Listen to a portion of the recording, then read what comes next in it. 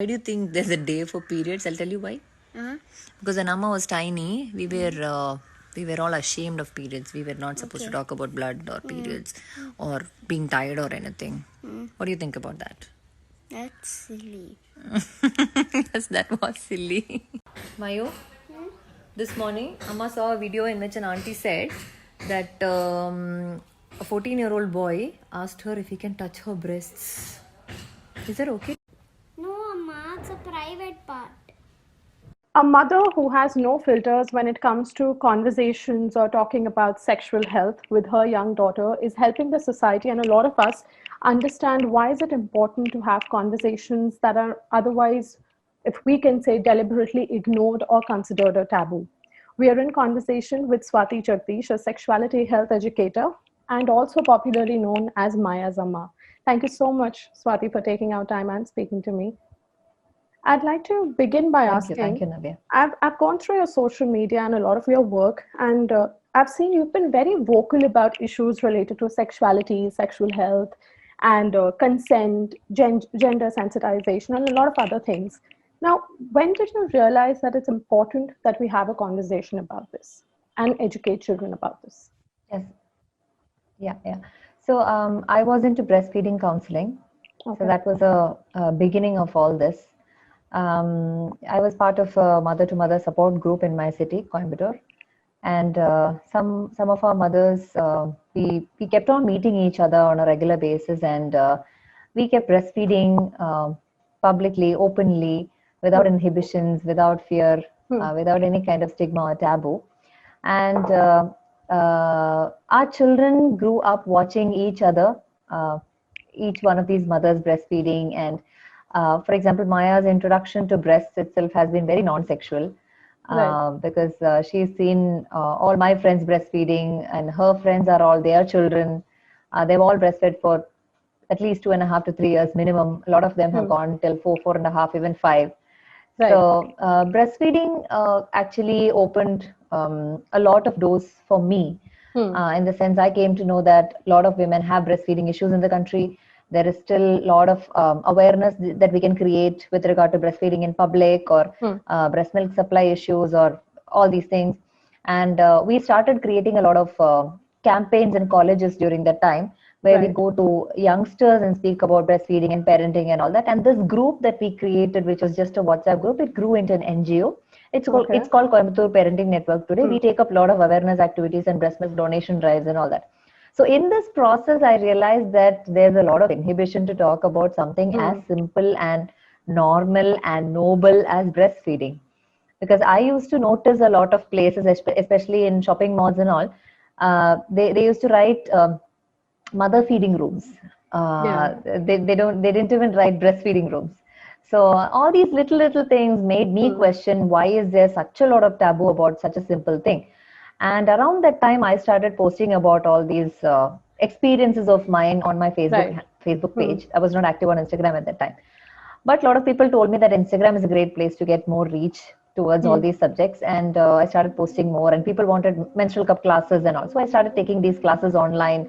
And that was something that led me to realize that women don't have a lot of awareness about their body parts, and about usage of a menstrual product was seen as something that would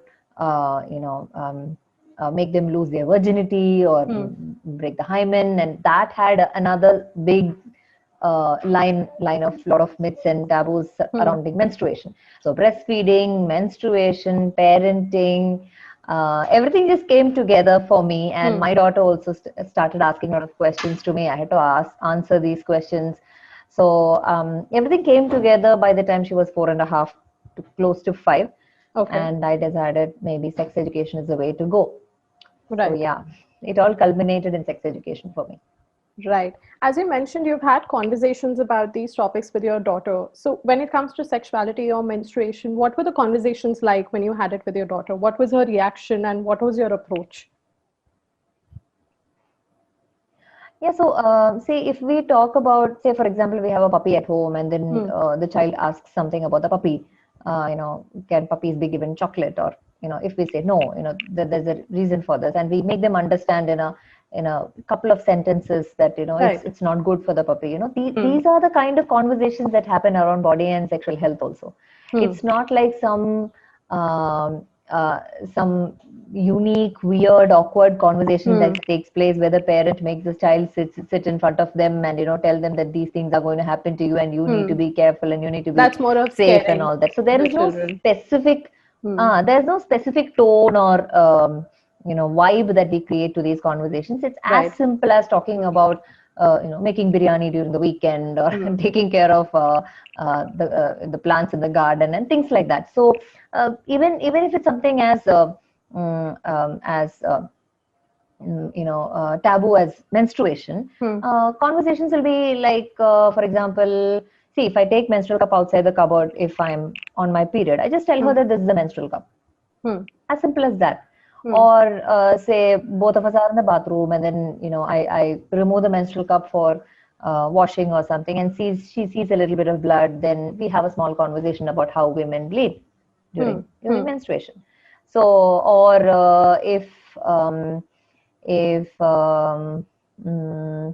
if she asks me, are you okay during my period, I'll just tell her maybe there is a little bit of cramping, the uterus kind of goes in and out during periods just to get the blood out, things like that. So Right. it's just one line or two line statements that we have about any subject. It's not really a detailed explanation of anything that happens. Yeah. I think one very important point, Swati, that you made is how not to make it awkward and not to, scare children with these topics. Coming to that, we live in a country where even adults can't talk about sex very openly. I remember while growing up, I wasn't very comfortable talking to people about it. A lot of people around me were not comfortable talking about, say, sexuality or sex education or menstruation. While I was growing up, we in schools or even in colleges, if our skirts or our salwars are stained during periods, we used to rush back home and ensure that nobody sees it.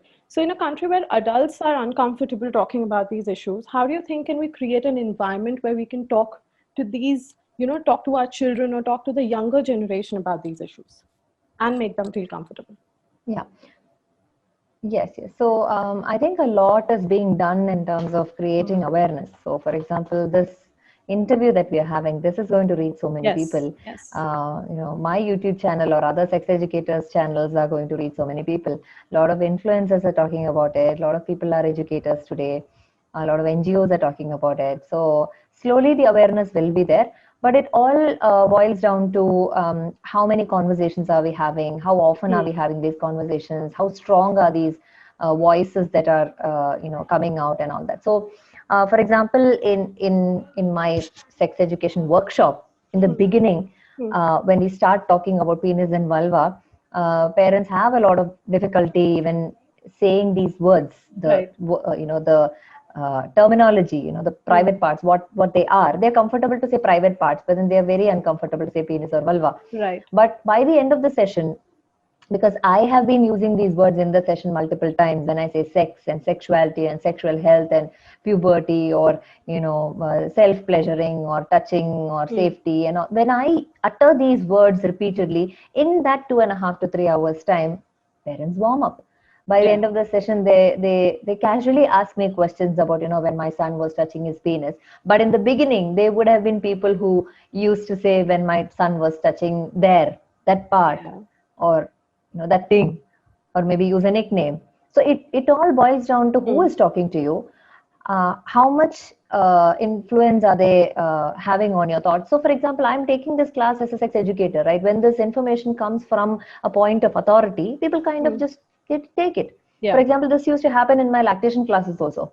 When we talk about breastfeeding myths and all these things, people at home, the nannies and the dadis and the grandparents, they have a lot of myths surrounding breastfeeding. Yes. But when I take a breastfeeding class, or for example, any lactation consultant takes a breastfeeding class and we go through these myths and misconceptions, the grannies are able to understand, there is no sense behind these things. Yeah, correct. So it's completely logical. So when it comes from a point of authority, they take it. And one more thing is how much of conviction and trust they have in this concept. Yes. Parents are able to take it because they know that sex education is the solution for a lot of problems. So that's another reason why they imbibe the concept into them. So number one, I'm repeatedly using these words in the class. That makes them used to it. That makes that's the icebreaker. Then who is it coming from? So I have established myself as a sex educator. So that gives them the trust and the confidence in me and the conviction in me that, okay, if Swati says something, let's do it. Third, most important thing, I'm having these conversations with my daughter. I'm just not doing X, Y, Z and then preaching ABC. I'm having these conversations with my daughter. I have videos of us talking about things. So why I started making videos with her itself was for this. People were like, but still isn't it difficult? But still isn't it awkward? But still, how will you talk? And then I made these videos and I made people know that no, it's not difficult. It's not awkward. We are talking like this only at home. Right. So yeah. So slowly it'll reach there. Swati, let's talk about schools. Much of what kids learn comes from schools and the conversations they have with their classmates, teachers in the classrooms.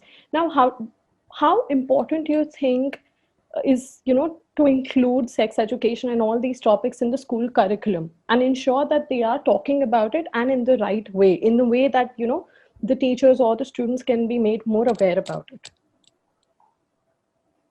Okay, I'll just give you a small example. So I had a workshop in a school in Hyderabad, and the workshop was organized by the school, school for the parents. So they called some 25-30 parents, and teachers and non-teaching staff was also part of the workshop. So after, we kept on laughing and smiling and our own experiences and all that. It was a fun workshop. But after the workshop, a teacher said that, she went through a situation with kids in the class, I think KG kids, where when she stepped out of class for some time, and then when she came back, a boy and a girl, they were in the bathroom, looking at each other's undergarments. So children are very curious about their body. So these are 3-year-olds and 4-year-olds we're talking about. They're very curious about their own bodies, about others' bodies. They want to see, they want to touch. They have that curiosity. Now, because the teacher was aware that it is normal and natural to have this curiosity, she will not judge or shame these children, right? Exactly. She will know how to handle these situations. That's one big reason why we need this in schools, and we need to educate educators also. We need to educate teachers also, because they also don't know. A lot of people ask me, why didn't biology teachers, take reproduction chapter openly? Why did they skip reproduction chapter? They don't get the training to take these classes confidently to children. That's why a vast majority of them skip it. We cannot blame them. Somebody has to teach them. Somebody has to train them. So it's very important that schools have this. Number one, for teachers to stop judging and shaming the children, because a lot of teenagers have written to me, even people of my generation have written to me how they were slut shamed by teachers in schools. So teachers need education. Before you give education to children, I think teachers need a lot of training. If teachers know the right thing, then the information will definitely get to the students, right? Yeah, and one more thing is, you don't have to be a biology teacher to impart this education, because sex education is not all about reproduction. There's a lot more other things in sex education. Even if you teach chemistry, you can take a last 10 minutes in the class just to discuss about some particular social issue that's going on in the country, or just to discuss amongst kids that you shouldn't bully each other, or basically you can talk anything about emotions or relationships or body safety. All these things anybody can say. So before the government brings some kind of sex education program for children, I think schools can take up this responsibility of training teachers first. When I was younger, in school, we used to have conversations about good touch and bad touch to teach us about consent. And that's when I realized that, those conversations, as you mentioned, were very awkward to talk about with teachers and with students, with classmates. Why do you think is it important to talk about consent with children, and how do you think can we make it comfortable? Yeah, so first of all, I'd like to just tell parents that consent education is beyond sexuality. If you only connect it with sexuality and sex abuse and all, then it becomes awkward and difficult. Yes. If you can talk about it from a non-sexual perspective, for example, when children start eating by themselves, from 6 months onwards, they are given solids. So, of course, there are techniques to make the child self-feed from 6 months itself. But say, for example, the parent didn't do that. And by the time the child is at least 1 year, the child has learned to eat by itself. But when the child says no, how many parents are actually listening to the child? Right. they still coax the child to eat more. They tell uh, quite firmly that I know that you are not full and you need to eat more. How do you know whether the child is full or not? How can you identify the child's appetite regulation? What if the child is really full?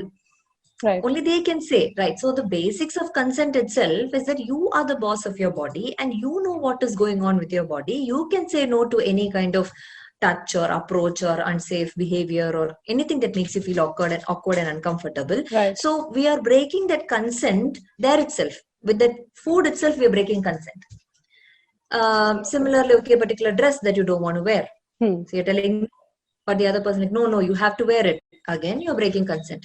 Or you're tickling the child. The child is telling, no, but then you're still going on tickling. So consent is way beyond sex and sexuality. If we can take that effort to talk about consent from a general, normal perspective, then I think there will be no inhibitions or awkward feelings to discuss consent and boundaries. Only if we talk about sexuality or sexuality itself, there is no point getting shy or embarrassed or anything. It's everywhere. We have to Right. talk about it. But still, because there is that taboo and stigma in the society, it will be good if people don't focus on sex and sexuality all the time while discussing consent and body autonomy and boundaries. Yeah. Absolutely. Swati, children, usually get to know about a lot of these topics that we've discussed during the interview through media, through TV, through the internet, schools, friends, as I said. Why do you think is it important for parents to initiate this conversation first and make it more comfortable? Yeah. So parents are the number one influencer in a child's life. Before media, before grandparents, before siblings, friends, peer group, whoever it is, parents are the Absolutely. number one influencer in a Yeah. child's life. So if they can be that source of information, then the child is not going to go anywhere for information. Or even if the child gets information from somewhere, they will know that my parent has already spoken about it. My parent is very open to talk about these things. Why should I take information from here? I'd rather go and discuss that with my parent and let me see what they have to say. Or if their friends or peer group or somebody is talking about something, and if they know the right information from the parent, they'll at least understand that these people are talking nonsense or Yes. they're giving the wrong answer. Right? So at least to that level the child has to understand. So it's very important that the parent becomes the child's search engine or Google or whatever, and the parent is the person that the child turns to for information. And if the parent doesn't know, I mean, you will not definitely have answers to all kinds of questions. So for example, if your 9-year-old is asking you that, what is a gender binary or non-gender binary, or what is a meaning of transgender, or explain the gender spectrum to me, or tell me what is abortion, or tell me this, that, I heard it in a movie, I saw it here, this, that. If the parent doesn't know how to explain it, no problem, just tell the child that you don't know. Thing is, parents are not telling I don't know to the child. Parents are not telling sorry to children. They have this innate belief that they are somewhere above the child. So if you start seeing the child as an equal, you will start respecting the child. You will start empathizing more with the child. You will start communicating on an equal platform with the child. You will not say you don't have to know. I'll tell you later, or be a child. The question has come from a child's brain. So how can the child not be a child? The child is only asking the question. So parents, if you don't know, just say you don't know, but go do some reading, some research. Plenty of content is out there. You can never say that you didn't know something. Now that there's a lot of content, go do your reading and then get back to the child and explain it to the child. Absolutely. Swati, talking about sexuality, sexual preferences, or the trans community, and a lot of these things, how difficult is it to talk to your child about it? What are the challenges that you face? Because I see a lot of parents sort of run away from these conversations. How have you explained it to your daughter? Okay, for me, it has always been very organic. I told we had this community of breastfeeding mothers. Right. We were always, all the time, we were breastfeeding these toddlers, and they'll run around, they'll breastfeed, and they'll come back and go back and play, and they'll come back and breastfeed.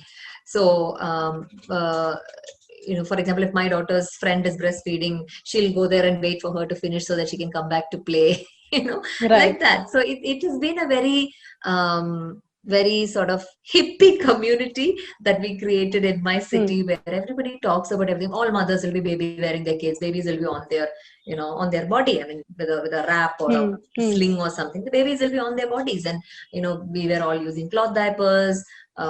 Most of us were into cloth pads and menstrual cups, so we kept discussing about these things.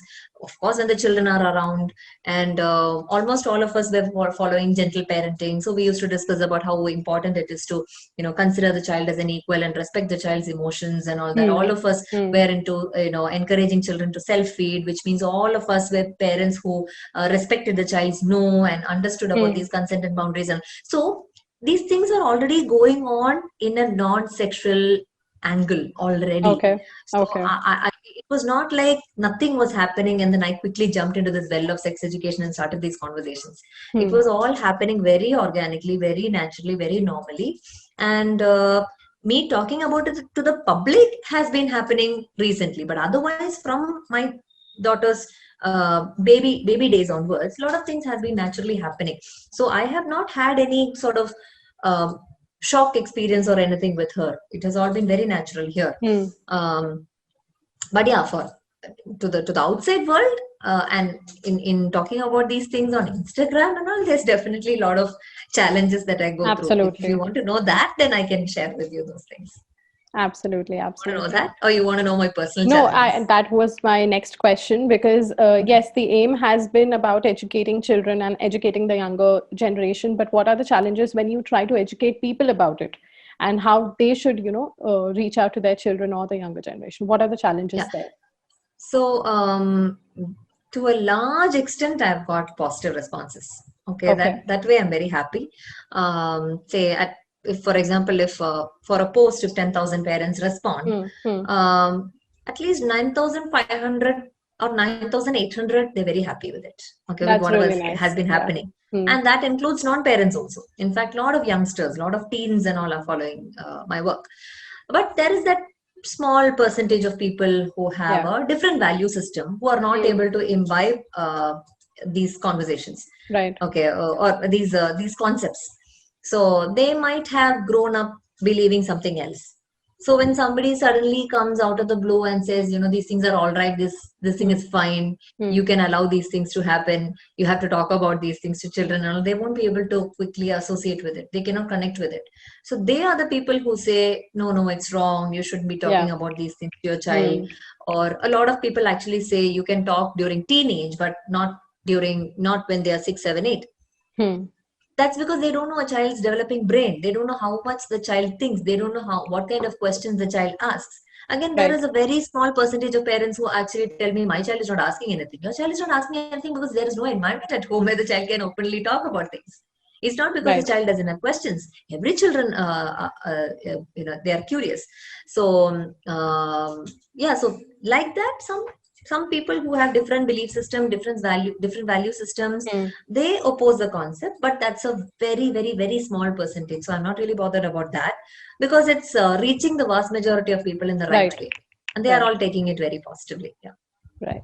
I think you've made some very important points. I personally enjoyed having this conversation with you. And I think one major takeaway that I've had is how to make it comfortable, how to make these conversations comfortable, not just with those who need to be educated, but also the educators. So great job at that, Swati. Thank you so much for taking out time and sharing your perspective and your ideas with us. Thank you so Thank much. you.